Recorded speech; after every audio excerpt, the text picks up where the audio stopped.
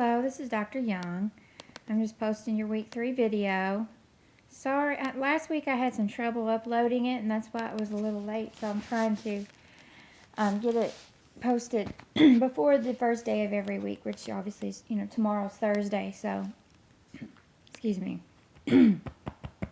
Still have a little scratchy throat. Okay, so we're going to talk about external recruiting, outsourcing, testing, selection, legal issues, EEOC. Lots of material this week.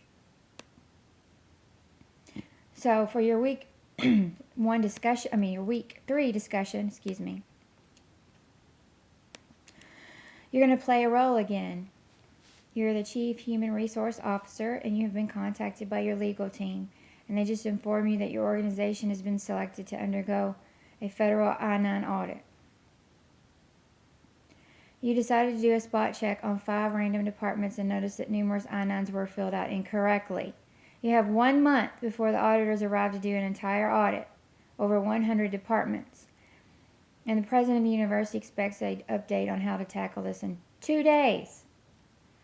So, we got a problem here. So, you need to figure out,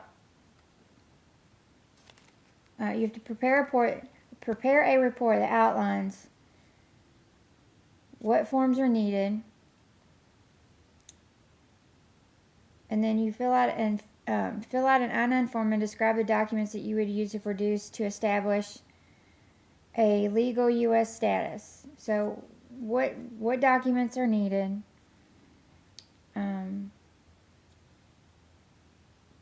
Basically, what is an I-9? What does it do?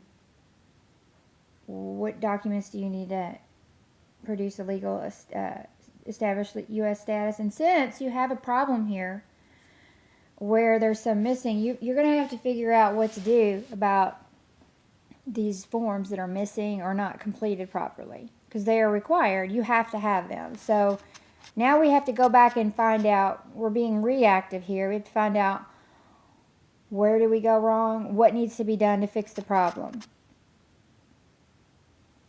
In your discussion, determine if the I-9 form and other documents are enough to establish legal status in the U.S. and are adequate protection for employers. Why or why not? Suggest and discuss one additional safeguard that could be added to protect the employer from unknowingly hiring an illegal immigrant. And give valid reasons for the same. Saying too much here is going to give you answers, so let me just try this. You want to tell me you want to make sure that you know what's needed for an I-9, and is just a filled out I-9 enough proof? If not, what else would you need to make sure that the people that are in your organization are legal workers in the United States? So, you're going to do some research into, here's the sections in the lecture, for example, that talk about that. Feel free to do research. Remember, this is a discussion question. Post it on the board, not as an attachment. Make sure that you're following all the guidelines in the rubric. That means this here. If you want maximum points, you need to make sure you're filling all these requirements here. If you give me, if you're not getting to this category, I'm reading this and making sure that your posts fulfill everything in these boxes, these blue ones I've highlighted, to get your maximum grade. If you're not doing that, you're going to lose points. So that's just the same. That's the same rubric as we do every week, but I just want to reiterate that. Make sure that you. You've got to come up with the plan. How will you remedy this problem? What will you do to fix it? How comprehensive is that going to be? Who's going to help you do this? Because you don't have a whole lot of time. Because it says here that they're coming. They're going to visit. You have 1 month before the auditors arrive. You got 1 month, so you're kind of going to go in a panic mode. I would say that's a lot of things to cover. A lot of going through and making sure that everyone is a legal citizen. So anyway, that's week 1, week 3, discussion 1. And then week 3, assignment 2 is another case. We got a lot of case scenarios in this class, I know. But it's kind of like it lets you play the role. I think it's pretty valuable, but I always like that method myself. Okay, so in this one, you are the Vice President of Human Resources at a community state university. The president of the university has just informed you that the maintenance department is experiencing high turnover in addition to an increase in disciplinary actions. You've been asked to create an effective recruitment process and discuss how recruitment can be tied to an increase in disciplinary action. Okay, so you need to go and find an article that focuses on recruitment and discipline within the workplace, specifically within the educational system. And then you need to prepare a 2,500 word essay outlining the pros and cons of having an effective recruitment and disciplinary process in the workplace.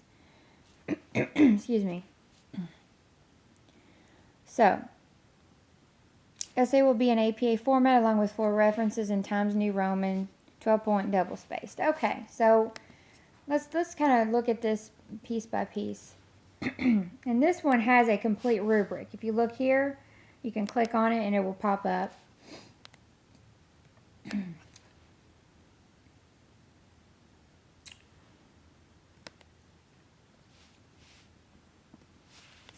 All right. So look at how the points break down on this one. It developed a recruitment process that will help eliminate an increase in turnover. Excuse me. All right. So you need to talk about how, when you recruit someone, how can you recruit someone that you will probably have a less, problem with disciplinary actions. Excuse me. This is a very complex thing, but you think about it. If you're hiring somebody for a job, you might look for certain characteristics. You might be looking for a certain age range even, not necessarily. You're not supposed to, but you know what I mean, like, you might not hire someone that's a teenager or someone in high school for a more, a job where you're looking to have someone stay for a while and you want to make sure that they're kind of invested in the job, those kinds of things. And that's just one aspect. Of course, you can't discriminate because of age, but I'm just saying that, you might have a feel for someone who might be at a certain place in their life where they would be more of a steady worker, or someone who might, hang around for a while. Things like that. Discuss the disciplinary process and tie it to recruitment. Okay, so basically you want to talk about,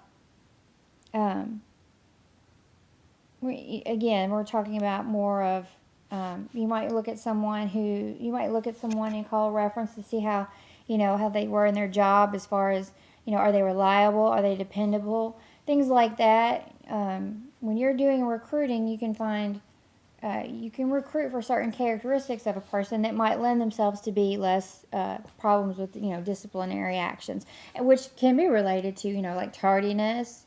It could be related to absenteeism. It could be related to just kind of someone that's not, if you do a reference check on someone and you call their employer and you find out that they've, you might be able to find out some information that they got fired or they were, hard to work with or something, which is it's less common that employers will do that because of liability, but sometimes you can get that information, and that obviously is a part of the recruiting process. Now, there are other things that are in your lecture and in your text that you might be able to draw out too. I'm not going to point to all the answers here. I'm just throwing out some very general ones. I know that there are better ones and more specific relationships between recruiting and disciplinary, reducing disciplinary issues that I want you to draw out and find. So I'm not going to give you all the answers there, but I'm just kind of trying to guide you a little bit, but not too much. And then outline the pros and cons of not having an effective recruitment and disciplinary model in place. Obviously you're going to talk about excuse me, you're going to talk about, you're talking about the pros and the cons, what happens when you don't. Applied various HR laws or theories. If you see anything about, when you're writing this, any laws that you can apply to the recruitment process or disciplinary actions, you want to use that.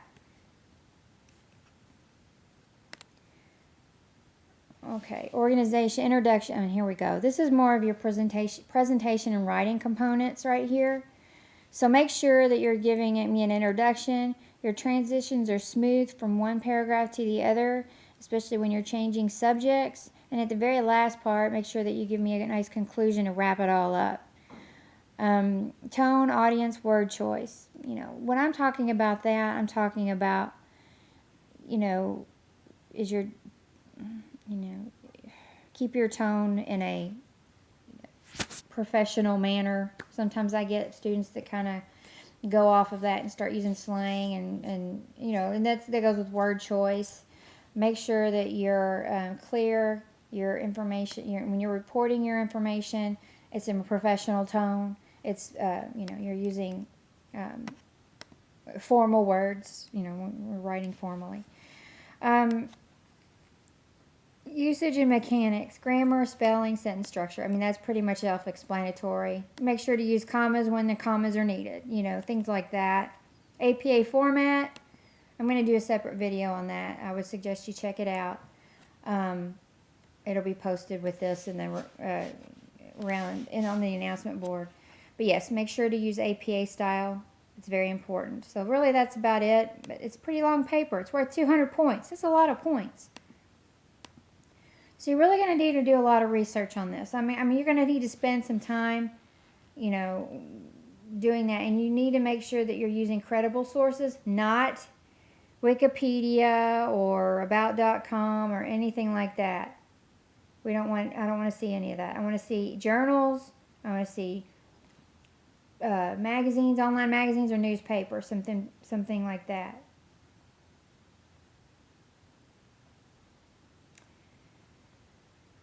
Okay, so I'm going to, if you have any questions or concerns, let me know. I'll be happy to help. And you can always send me an early draft in an email before it's due if you want me to take a quick look at it, okay? And that'll be just fine with me. I'll be glad to take a look. So, any questions or concerns, let me know, and have a great day.